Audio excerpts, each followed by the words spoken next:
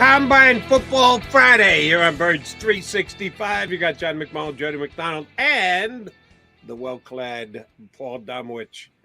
Kansas City Red Chief. Did Andy Reid send that shirt to you directly? Did get a little swag after the Super Bowl? I got a Chiefs logo. It looks like I got Dolphin logo on the side there.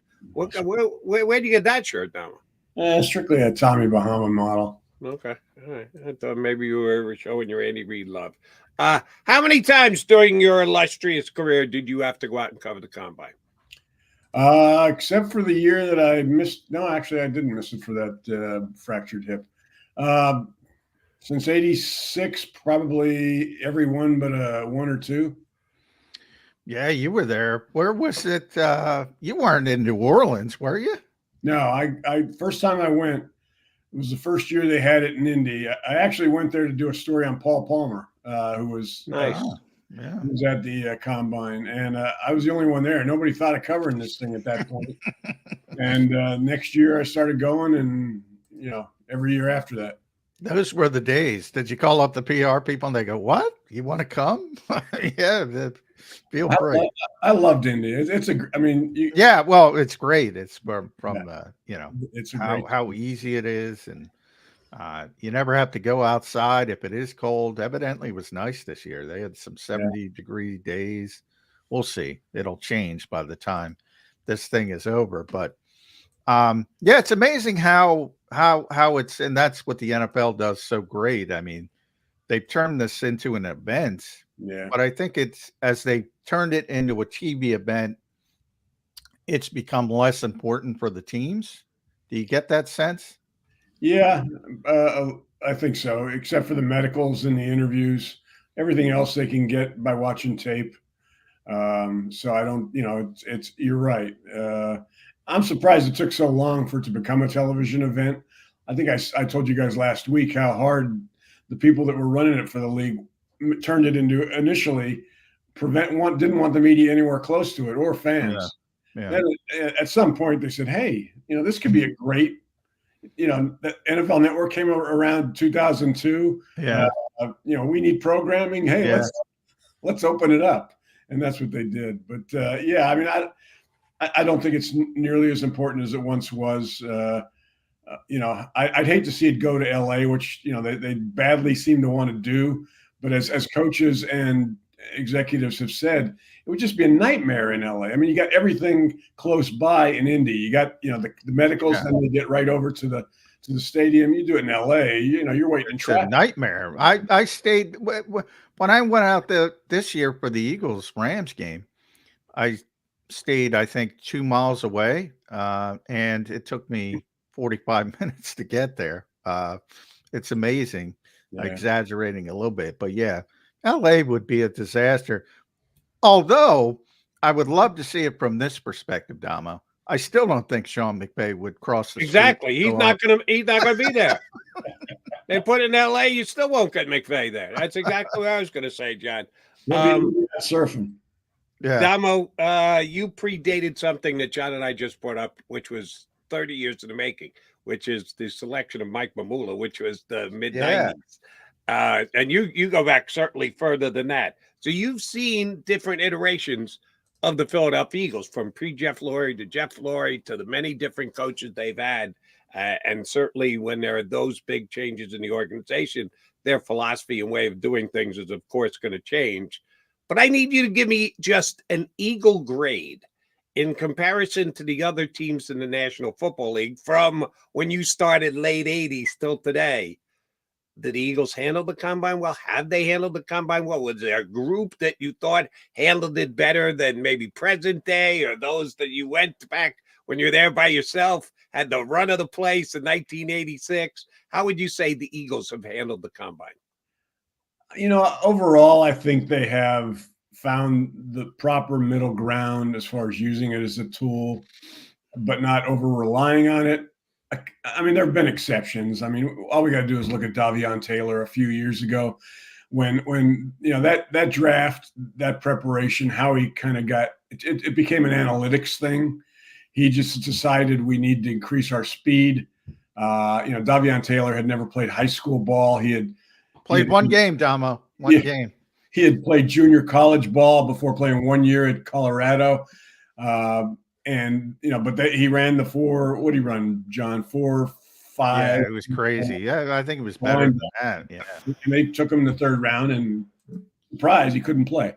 Yeah. But for the most part, they've managed to balance what they see there and what they would see on film. I tried to uncover how he was a Seventh-day Adventist, and maybe that's why I took him.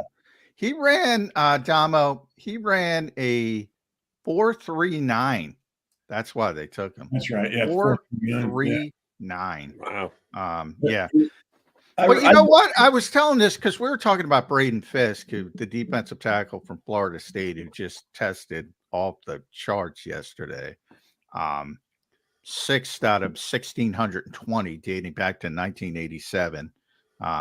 There's this guy who does Keith Lee Platt, who sort of looks at it and gives them a score. And it's interesting. So he was off the charts. And I said, and he's probably going to be a 2nd round pick. Now, if something happens because he's undersized, he's got small arms, we know how that works, and he falls to the Eagles in the 3rd round, I'm like, yeah, I'll take a shot at him. So I don't have a problem with the Eagles taking a shot at Davion Taylor as much as, if you go back in the day, and it's unfair because better than most, Mike Mamula was a pretty good player. Yeah. Pretty solid player. Now, did he live up to his draft status? No, but people act like he was a bust. He wasn't a bust. No. At the top of the draft, though, my point, sorry, Dama, you can't reach at the top because you got to find a contributor. You can take a 3rd round, 4th round, all day, take a shot, but you can't do it at the top of the draft. Agree or disagree? Agree. Yeah, definitely agree. We saw that a few years back with Sidney Brown when talent-wise seemed to have everything, but it was hurt. So he flew back. He was supposed to be one of the best corners in the draft. Or Sidney Jones. They got him in the 1st round, thought they had struck oil. They obviously didn't. They got him in the 2nd round. So the whole thing with Sidney Jones was he was supposed to be like a top 15 pick somewhere. Right. Down to the 2nd round. And he tore his Achilles at his pro day. Yeah. Which, obviously the timing, he's not going to be, he essentially had the red shirt. I think he made it back in week 17, his rookie season, which was meaningless. But yeah, he just was never healthy. You never know with these injuries. And that's the thing. Yeah. The medical test just today came across, Ian Rappaport just tweeted that, let me get it up. Kool-Aid McKinstry, who's a potential pick for the Eagles at 22nd overall, has a Jones fracture in his right foot. Ooh. So he won't work out in Indy. Then he's got to get it fixed. Who knows if it'll be 100%, but that's the important part. So you might be able to cross Kool-Aid McKinstry off at 22nd because the Eagles want to deal with that type of injury. Or, what Howie tends to do with injured players like that is, and he's not the only one, you calculate how far back it's prudent to take a guy like that. You assume he's going to miss his rookie season, but if your doctors tell you he'll make a full recovery, is it worth taking him a round later or 2 rounds later? Those are the calculations teams have to make. And that's what they did with Sidney, and it didn't work out. Yeah. Unfortunately. So let me ask you a medical question, Damo. The supposed overall number 1 pick, Caleb Williams, is not going to allow anyone to examine him in Indianapolis. That's crazy, by the way. First player ever in recorded history to say, in the comment, could let go, don't work out. They'll have meetings, but you're not getting me on the field. Don't want to hurt my stock at all. No one has ever not said, go ahead and poke and prod, do whatever you want. And we're led to believe that Caleb Williams is health-free. He's not hiding an injury. And it's kind of I'm Caleb Williams. I'll dictate all the terms to you. Do you think this could cost them the number 1 draft status? I don't think so. And I blame it on his agent. I mean, the agents are the ones that are No, he doesn't have an agent. He's there by himself. He's got a team. He's got a team of guys. He's got a talk to. team. That's he made $11 million. He's got a whole. That's even worse because you got a whole bunch of people telling you, they're gonna make stuff up and to hurt your stock. And so, regardless, he doesn't have to lift his arm there, get checked out by anybody. He's going to be the first pick in the draft. I got to be honest. If I'm Ryan Poles, it gives me pause. I want to talk to him about it. I want to know what's behind it. Because if it's, and everything depends on evaluation. Yeah. If you think he's lights out the best player, you're going to take him. But if you think Drake May is close, I mean, it might ship for me. We had Randy Mueller on yesterday, Dama. He was talking about Marvin Harrison.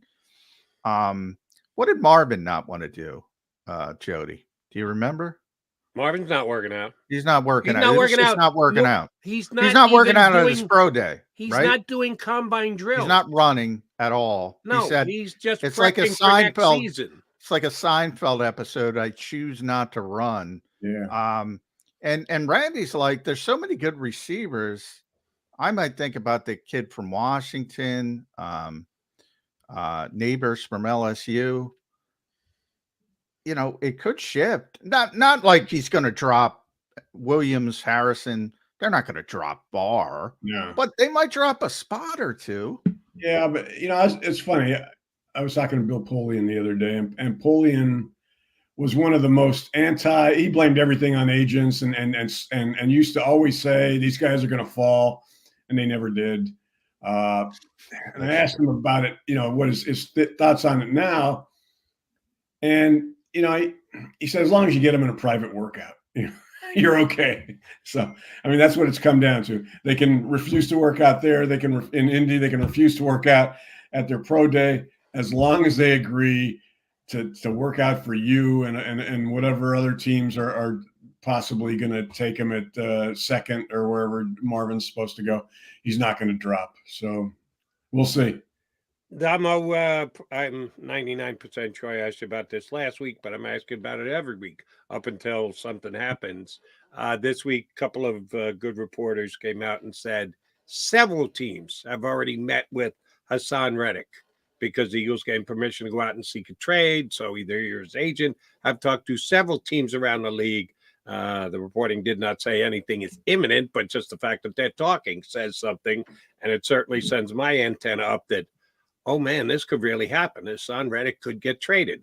I was hoping it was just check the market, come back down to earth. Haasan was asking for an overly outrageous number and they got something done. Now I'm a little bit worried. Can the Eagles really afford to trade Haasan Reddick? Well, first of all, I mean, the reports I saw said several teams are interested in him, which, I mean, you don't have to. I mean, the kid that interviewed players at the Super Bowl could have said that. I mean, of course, there's teams interested. He was good, by the way. Did you like that kid? I did. He was very good. He's gonna be doing your job in a little bit. Yes, sir. But there's obviously this is one of the best pass rushers in the league. Everybody's interested in him. Yeah. Are they willing to pay him the kind of money he wants? Is the question. They may be calling his agent and asking what it's going to take. I mean, you got to. I'm trying to figure out where the Eagles are right now as far as. I mean, I don't think they believe next year is a Super Bowl year deep down. I think they're taking a step backwards in this process to take. All right, wait. Time out. I got to ask you about that. They don't believe they're really a Super Bowl team. Who's having that conversation, and what does it sound like? Jeffrey and Howie, is Nick involved in that? That we're not really a Super Bowl team? There are some years you know we can go for it this year. We're all in. If we play up to our level and don't have injuries, we're going to be in the Super Bowl. And there have been years like that where they believe that. There are other years where it's last year. There are other years where we can get in the hunt. We can stay. If we get to the playoffs, anything can happen. That's probably going to be the way they look at this year. Because, I mean, they have to completely rebuild that defense, Jody. I don't see how you can look at that defense right now. And you're probably saying, Well, if that defense is so bad, why are they going to let Haasan Reddick walk out the door? I think because they're looking 2 and 3 years down the road here, when when they can't afford to pay Haasan what he wants in 3 years. When they can't afford to pay AJ Brown, what he's going to want in 2 or 3 exactly. years. And there's at some point, or even with the cap going up $30 million a year like it did, you got to make some hard choices. I don't know that that's a hard choice I want to make, because I'm not sure Josh Sweat's ever going to rise to the level they think he is, or Nolan Smith. But as we saw earlier in the combine this week, you kind of saw how he chastised indirectly his coach for not playing Nolan Smith enough. Yeah, young players. Oh, and by the way, Nick, that was the one disconnect. Nick talked after Howie, and Nick was like, "Oh, I'm playing the best players." Yeah, well, that's a coach's. I mean, a coach is playing for his job. Yeah, Howie's playing for the next 5 years. Yeah. So there's always that disconnect between a coach and a GM that you try to minimize. But it's a hard decision for them. I mean, he's only 29. Yeah, it's going to be 30. I think Reddick's still got another 30. Another good contract, another rich contract in him before he starts to be on the descent. So I mean, I wouldn't let him walk, but especially considering how important the front four is to both Vic's defense and to their whole philosophy. So, I mean, I'm not so sure that it's going to happen. I think ultimately he'll be around for at least another year, but who knows? I've been wrong before. Yeah, the last few times the Eagles have done this, it's worked out for them. They did it with Slay last year, and Slay came back when Drew Rosenhaus went out and looked and said, "Man, yeah, it's kind of like go find out what you're worth, and then we'll talk." Yeah. So, and the hope is because he's undersized, and some teams will say, we love you, but as Damo said, yeah, you're a great pass rusher, but 200, you don't hold up well in the run game, and yada, yada, yada. And maybe if the number comes down from 25 million to say 21 million, all of a sudden the Eagles are like, yeah, we love you. Come back. It might work out still. And he's got, with just 1 year left, I mean, there's a lot of flexibility to structure a short-term deal. Whether that's the question. Is he interested in that? Or is he looking for his next contract to be a huge payday? We'll see. My guess is somewhere in the middle. I don't think he's doing a 1 year restructure just to help out the Eagles, but I don't think he's getting 5 years tacked on either. And you both mentioned the disconnect between Howie and Sirianni. When Sirianni said what he did, I was both excited by it, and I was also like scratching my head about it.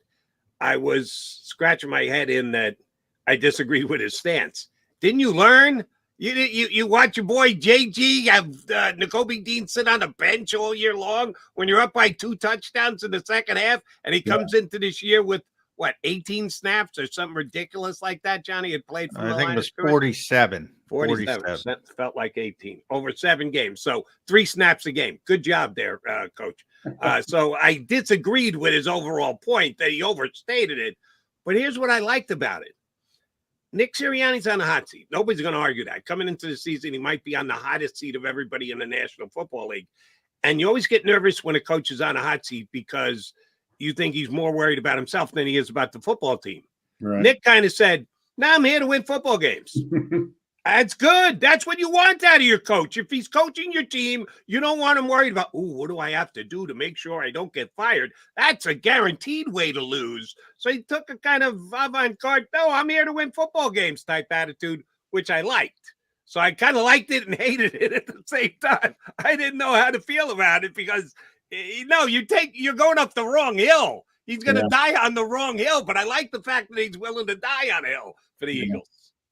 Yeah, and we'll see if he follows through on that. Yeah, but he is coaching for his job. Yeah, it's best to win games, and he's probably going to lean on the best player, who he thinks is the best player. We got to see. It's interesting. It is it's tougher than people think because, if you go back to the year prior, TJ and Kaiser were playing well. you're winning games, they're healthy. Why are you going to take them off the field? And then you're trying to serve two masters, but you're a legitimate Super Bowl contender. And Jody and I both think they should have gotten Nakobe Dean, maybe a series here or there, especially, Kaiser White, wasn't going to be long term. They evidently knew TJ wasn't going to be long term. So you can give them a series here or there. But I get why they didn't, too. And this year we got to see Sidney Brown due to injury. It wasn't great. He's playing out of position. We got to see Keely Ringo late because of injuries and things of that nature and ineffectiveness. Wasn't great. I saw some signs. Excited about him. But it is really tough to do. Guys aren't ready. Yeah. So why are you putting them out there? Especially you look at their season last season, a lot of close games. A lot of routes where you could, empty the bench. I got much less of a problem with it this year than the year before when they had games well in hand and still trotted out their starters who, as John correctly points out, neither of which were back here and both took their linebacking talents elsewhere. So, yeah, and that's on Gannon. Shame on Gannon for that. I want to get your take on this. It was something we discussed early in the week. 3 Eagle all-timers going to be in the Eagles Wall of Fame. I think at least one of them is going to be in the National Football League Hall of Fame, and champions here in Philadelphia. Jason Kelce, Brandon Graham, Fletcher Cox. Worst case scenario is, as Howie Roseman, that's what we talked about on Tuesday because Howie mentioned it on Monday. He said, we don't want to see them in another team's uniform. Give me the percentage chance on each of the 3 that they're playing in the National Football League next year for someone not named the Philadelphia Eagles. Kelce, BG, Cox. Percentage chance of playing for somebody else. Kelce's, I'd say 10%. I just don't think he's coming back. It doesn't make any. We've heard, he's bared his soul on Netflix, or Amazon, in that documentary and in interviews because he's so candid and honest as far as wanting another life after football. Where he wants everything, his knees to work and his brain to work. And so, if this were a year where they were coming off the Super Bowl and lost, like if this were last year and he had to make this year's decision, I'd say he might be back because he wants to win one more Super Bowl. That's not going to happen. Deep down, he knows it's not going to happen. Go out now and spend time with your family. And I think that's what's going to happen. The other 2, I think, is 100%. They're both back. I don't know where. I think, it sounds like Howie's left the door open to both of them if they want to come back at a reasonable, senior rate. So, and I've come around to the thinking that, if it's not costing you a lot of cap room, bring them back. They're great from a leadership standpoint. Fletcher's still got a lot left in him, surprisingly. I don't know that Brandon does, but Brandon gives you that leadership. So I think both of them will be in this league next year. And I think you gave me a great answer. You didn't come close to answering my question. Maybe I asked it poorly. I'll try again. That they are somewhere else other than Philadelphia. They're playing in the league, but they're not playing for the Philadelphia Eagles. Give me a percentage chance. Kelce, Cox, Graham. 0% on Jason and Brandon, because I think Brandon either plays here or nowhere. Fletcher, somebody else gives him, thinks he's got a lot left and is willing to give him a pretty good paycheck. I'd say 50%. 50. Ooh, that's big. I'm with you. Complete zeros for Kelce and BG. Complete zeros. With Fletch, I'm leaning towards Eagles or retirement. I think that's kind of the way Howie phrased it. But he's more difficult than Brandon. Brandon's easy to me. That might be easy as Howie's easiest job. He wants to play 15 years. He wants to finish with the Eagles. He'll play for $5 million. I think he was still darn effective in, limited reps, 20 reps. Still an effective player. Why not? That's easy. Fletcher, though, he can command 10 million again, 10 million plus coming off last season. That's more difficult. He would not be adverse to I can see Fletcher sitting out training. If the Eagles didn't want to bring him back, didn't want to sign him at any price. Yeah, he might go He'd sit out training week 2 and have somebody call him, and he'd be happy to show up on their doorstep. Yeah. He might go the mercenary market in that limit. I'll just wait. I'm not going to training camp. Yeah, he might go that direction. That's a good point, Domo. But with Fletcher, the other part is you've been just piling up defensive tackles. At some point, Milton's got to play more. Jordan's got to play more. Jalen's got to play more. I mean, these are tough decisions, and Howie it's very rare when Howie gives you anything at the combine. He said essentially about defensive tackle, well, yeah, that's a position we're probably not looking at. I mean, let's be honest, because they have so many of them. Not even talking about Marlon Tui-Pelotu's. They think he's a solid player. They're loaded at defensive tackle. So do you really want to pay somebody Fletcher's age to take away snaps from the young guys? You want to build the foundation because, as you mentioned, Damo, it's about 2-3 years as well down the road. If Carter and Davis don't play this year at a Pro Bowl level, they've got real problems. I mean, you don't need guys drafting that high, guys that are supposed to be dominant, difference-making players. And if Jordan Davis, if they both play like they did the second half of last year, there are going to be a lot of eyes on Howie. I think Mick's got to build a whole foundation of his defense on those two guys. Yeah, that the whole thing. That's where I think he's got to build the defense on, and we'll see if it's successful. But they got to play. I mean, there's no other way to get around it. So that to me is why it's such a difficult decision for the Eagles and Howie Roseman. And I think Fletcher sees that. Fletcher was honest. He said they got a lot of young defensive tackles. Yeah. Yeah. But I think Fletcher, we're all on the same page as far as the 0-0 Graham and Kelsey thing. Damo, 50%, I'm not sure, but I think it is realistic he can go somewhere. I've had some people tell me Fletcher's either retiring or he's going to be an Eagle. I don't know that. Yeah. There might be a team out there, as both you guys just talking about. The Eagles aren't forced to bring Fletcher. It's not a desperate, dire need to bring Fletcher back because they've got 3 good young, including Milt Williams, tackles inside. So it's more of a leadership thing and a continuity thing than it is desperate to make sure his production stays in place. I don't think it's a lock that Fletcher's going to be back here. And if he ends up playing elsewhere, I'm going to hold Howie to that. Because he said it. He goes, the one thing we can't have is them in someone else's uniform. He kind of gave Fletcher leverage with that statement the other day at the combine, which I didn't quite figure. Well, he'd have to take down the fathead in his office. I don't know if it's still there. Yeah, that too. Those fatheads are tough to get off and keep in. Now, here's a question for both Paul and John. John, you might have a better grasp because you're there day in and day out now, but you know how it works for covering the team forever.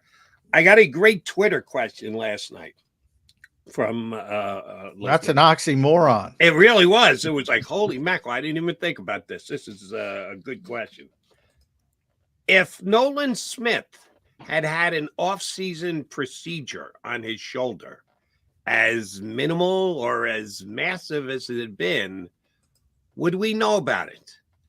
Are the Eagles obligated to give out information on injury stuff during the offseason? They're obligated in season. You got to tell people what's happening with players while the games are actually going on. But if he had some kind of procedure, aka surgery, after the season, would we not know? We eventually would, because Rappaport and Schefter get everything from Howie, like most. That's basically how it's working now in the NFL, and so it would come out at some point. There aren't very many surgeries that they don't report or find out about or are told about. So at some point we would find out. Yeah, but to answer Jody's question, the Eagles are not forced to give injury updates in the offseason. Generally the players too, when we finally get to talk to Nolan, because the shoulder was an issue. Yeah. He'll get asked that question. But that'll be April. So yeah, that'll be March. March, I guess, is when they start making them available. Now, Howie says he talks to nobody about the Philadelphia Eagles. Right. Usually it's agents, but I think there's a whole thing. Your buddy Mike Sealski came up with the term information broker, which is what the NFL has set up with the Rappaports and Schefters of the world. I always think when NFL media came in existence, they're like, yeah, give it to these guys. But I can't prove that. No. The NFL Network is owned by the NFL. So yes, exactly. I've always felt when Ian ever broke something, they should just put the NFL reported. You know? Yes, exactly. Let me posit a theory here and realize I'm planting my tongue somewhat in my cheek. Fletcher Cox signs with the New York Giants this offseason and then decides on the down low that he will give the game plan of the New York Giants to the Philadelphia Eagles because it is now standard operating procedure as per McCall Hardman and the New York Jets this year. If you're not happy with you choose a team, you're not happy, you realize you made a mistake. Oh, let me see if I can sneak some info back to my old team. And meanwhile, be saying to them, hey, get me back. Come on, do a deal before the trade deadline. I'm sorry, I was wrong. I should have never left. Is there a chance Fletcher assists the Eagles winning games this year without ever putting their uniform on? He's a defensive lineman. Nobody on the field knows less about game planning. Oh, that's a shot on goal. Well, I love it. Maybe McCall Hardman, because none of it worked. The Eagles lost the game. So, I joked. I loved it because it's just another example of how overrated play calling, game planning is versus actual execution. So I know everybody rolls their eyes when coaches say we didn't execute well, we didn't do, but it really is. I mean, thing. It really is. Yeah, guys. Christian McCaffrey, that was a big thing when he went on the Manning cast, Tomo, and I have no idea. And he was calling out Eagles plays, and all Eagles fans were not all, but I get in trouble when I say all, but a bunch were like, well, see, they're so simple. They even Christian McCaffrey. Christian McCaffrey's like the smartest guy in the world. He could pick out everybody's plays. Yeah. Luke Kuechly on the field, NFL films, you probably saw it over the years. He knew every stinking play. Yeah. Every stinking play. Doesn't matter if he executed. I'm going to go back to Sam Mills. Sam. Bunch of them. He taught people on his defense what to look for to know run pass, which way it's going, what gap. I mean, it's if you're the smart guys know what's happening. Yes, exactly. It really is. By the way, did you guys see Slay and Steven Nelson? That another thing I would podcast talking about Eagles fans, that went over well. Steve Nelson, by the way, he's been really solid for Houston over the past 2 seasons. He said on the podcast, now he's partially joking, but he said, I had to get out of here for my mental health. And I saw a couple, I'm not going to throw them under the bus, but someone mentioned, the Eagles should bring back Nelson Aguilar. Nelson Aguilar would rather set himself on fire than be back in Philadelphia. I think people don't realize we bring up Rasul Douglas a lot. Rasul doesn't want back in Philadelphia. Now, if he has no other options, maybe at that point, maybe anybody will come back. But if they have other options, they don't want part. Is this becoming a problem that people think it's so difficult to play here at times, certain players? Judging from, I don't think so. I mean, it's not broad enough to or prevalent enough with the really good players to become a problem. But, I look if you're good, it doesn't matter. Yeah. I mean, I look at stuff like that and I'm just like, I feel very little sympathy for the Steven Nelsons of the world. He didn't play very good when he was here. he's turned it around there. So has Derek Barnett, who played great in Houston. I don't know why. He had the opportunity to play well here and didn't. But if you can't take criticism, the hell with you. I mean, I don't know. And Nelson, I would get. Aguilar, I'd get the two names you threw out, John, because he heard it a lot. He kind of deserved it. I didn't think it was over the top criticism or booing for him, but I'll at least acknowledge, he heard a lot of it. When was Rasul Butler booed off the field? Rasul Douglas. Yeah. That I don't get. He became. I always say Rasul. I probably told Damo when the first day I met Rasul Douglas, he was the most engaging. He was just such a nice kid. He was so positive. He was polite. And by the time he left, he was so surly. I've never seen a complete 180. He was just miserable. Yeah, a lot of him. I mean, he got when he had tasted a little bit of success, he suddenly got full of himself, and got arrogant, and he would get in. I had a few confrontations with him in the locker room. Yeah, I wasn't even talking to him. I was interviewing another player. he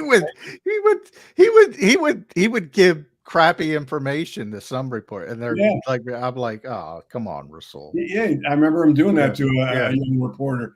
I think it was EJ. I think it was EJ. Bad information.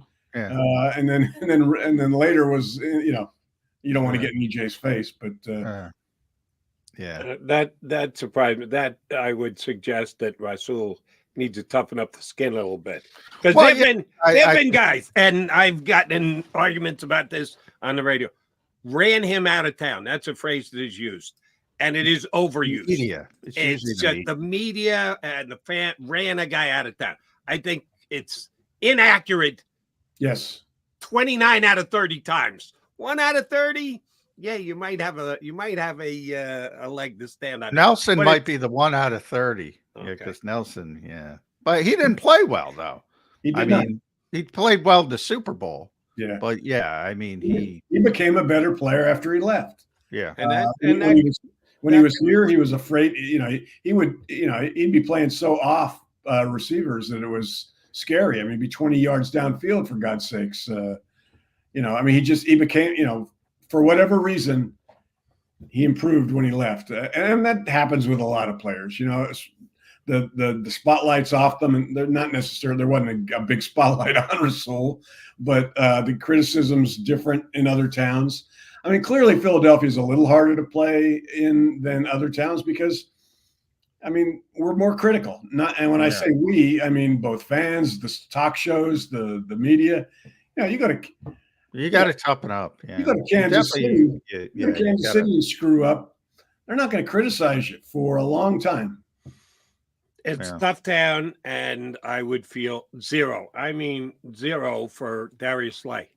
They offered you to get out of town last year. They gave you the chance. Oh, the Eagles may have used it as a negotiating ploy, but if you wanted to get out, you get out. If it's so hard and so bad to play in Philadelphia, and they give you an exit, take it. Yeah. You can't then come back and go, oh, my God, it's so hard to play in Philadelphia. You decided to come back. Shut up. Slay did not say he wanted to leave Philadelphia. Slay is not in the category of Steve. Steve Nelson said I had to get out for mental health issues. All Slay said, Slay's very honest. Slay said, they're tough. You don't see it in other towns, but he said he loves Philadelphia. He doesn't want to leave, but he's also very good.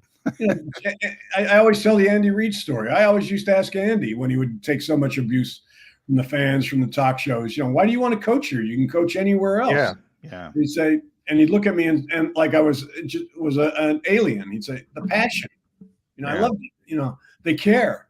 And that's, every player that comes to this town in any sport, they should be given the quotes from Mike Schmidt and either deal with it or not deal with it. The whole agony of agony of reading about it the next day. If anybody reads now, you can't deal with that. Leave. Tell us now. Still read the thrill of victory and the agony of reading about it the next day. Yes, people still do read, but they also watch YouTube, and we're thankful for that. We are thankful whenever Paul Domowitch hops in with us. Domo, thanks, buddy. Love the shirt today. Thanks, Domo. Can't wait for next week. At P Damo on X Twitter. Yeah, What? I don't know if you saw that, but it was interesting. Steve Nelson. I didn't know. I was going off what you told me, and I thought you said that they were together bad mouthing Philadelphia. Well, no, Slay was on. It was a podcast, and somebody else was there. So I don't know who the third person was, but it was Steve Nelson, Darius Slay. There was a third person. I'm not sure who it was. And Slay was saying, what he always says. He says, they boo us if we're losing at halftime. Shocking. No. It was Derek taken aback by the fact that they're booing when? Well, no, he was just pointing out that you get a longer rope in most other cities, essentially is what he was saying. And then, which is true, completely true. He mentioned the chant of run the ball. They're trying to tell the offensive coordinator what to do, even if they lose yardage. So Slay's very truthful, but he also said he loves Philly, similar to what Dama loves the passion, doesn't want to go anywhere.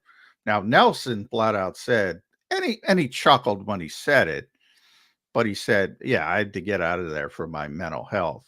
And there are certain guys, and that's why I bring up, because Nelson Aguilar re-signed with Baltimore very early in the process, and I saw one person who shall remain nameless saying the Eagles should bring back Nelson Aguilar, and I'm like, I mean, there are certain guys that do not want to come back here, and Nelson would be at the top of the list. Now he was treated very unfairly. If you think about the famous viral clip about the babies being thrown out, Right. And I mean, he was treated very, very unfairly. There are different levels, and I bring up Rasul because Rasul, the change from Rasul when he first got here to when he left, was striking from a personality standpoint. There are some guys like Jason Kelsey. Everyone says you should. He's the mayor of Philadelphia, right? He's also a Hall of Fame player. He's also produced at the highest level on the field. So one thing where I agree with players, there's this mentality that, if you just work hard, Philadelphia fans are going to love you. That's not true. That part's not true. If you just work hard and you're really good, they're going to love you. Now, I always use David Bell. You're a baseball guy, so you'll get that reference because he was a hustler. He was a guy who would run everything out. From a baseball standpoint, you could see how he would break his what on the field. Wasn't very good. Fans crapped on him. To use it probably a better for this show would be Nate Gary. I use him all the time. That guy just worked his ass off, but he wasn't very good. Yeah, but I'll tell you what, John, and you enlightened me to this well after the fact, that Gary was playing with a broken leg. Sports hernia. Sports hernia, excuse me. Yeah. He was severely hurt and played through it. And the entire season. Coaches loved him. Coaches eventually told you about it, but loved him because of his courage, whatever. That story was not widely known. No. So I don't think he's an example of Philadelphia should have loved him because he played so hard. No, I'm not saying they should have loved him. Nobody knew. I didn't know. The first time you told me that, I said, what? Nate Gary played hurt all year long? Yeah, but you're right. That story wasn't, although others reported it at the time, but when we did while he was playing with it. Well, or after the fact. No, it was after the fact. That's what I mean. When we found out. But no, I'm talking about the demonstrable nature of how he played and how he hustled and how he wasn't very good. I'm not trying to overstate. He wasn't very good. He's not a good NFL player. Coaching staff loved him. People said, "How is the coaching staff?" Now that I would say all the time because long before they told me about the injury, they would speak very highly of him, and people would lose their minds and blame it on me. And I'm just telling you what the coaches say. And they love the guy. And part of it was because of how hard he worked and all that stuff. So I only bring up the point because that whole trope of if you just play hard, Philadelphia fans will no. If you just play hard and you're really good, yeah, and they're going to love you. Here's where you and I will split roads. I don't think you have to be really good. You have to have a modicum of talent. You can't be bad and just play hard like Nate Gerry. He's bad. It's really good for him to be chasing down a guy 5 yards from behind that he couldn't stay with to begin with because he wasn't that good a player. He was playing hurt, whatever reason. But, oh, man, he really tried to catch him from behind, a guy who just blew him away. Of course that's not going to work. Nobody's going to go, nice effort there, giving up that 75-yard touchdown. But you ran all the way to the end zone. Good job, Nate Gerry. No, you have to have a level of competence. Well, if you have a level of competence and you play like your hair's on fire, yes, I think they'll love you in Philadelphia. You don't have to be Jason Kelce, Hall of Fame level, to be beloved and play. Well, you're probably right. You got to be at least a competent player. That's probably a better word to use. You got to reach a certain level. But when it is, the only thing I'm trying to point out, and this is completely fair, I'm sorry to every fan out there. If you're gonna shit on people, they're not gonna like it.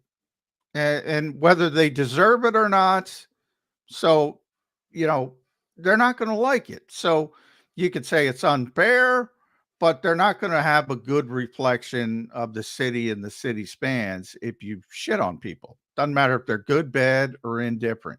That's just human nature. People don't treat you well, you don't like them. So when some of these stories come out, it's not a surprise to me, and I'm not sure why it's a surprise to some people. And again, if you're expecting Nelson Aguilar to say, "Oh, he's improved, we could use a third receiver," come out, he's not coming back here unless he needs the money and has no other options. Which from time to time that does happen. The guy's forced to come back, but if you do, when you sign, know full well what you're getting yourself into. That's my only point. Guys who come back and then go, I can't believe they're still as harsh as they were for. What do you think it was going to change? You took the money, you came back, deal with it, big guy. Birds fans, if we got an offer for you, here is your chance to save up to 40% on your car insurance right now from one of JAKIB Sports' great partners. Here's what you need to do. Call one of the managing partners, either Jim or Fran, and tell them you are a friend of both JAKIB Sports and Birds 365.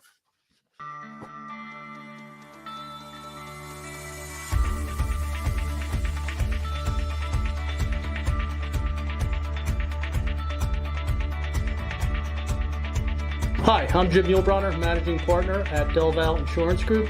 Give us a call. We're a local, knowledgeable agency, not an 800 number. Go Birds!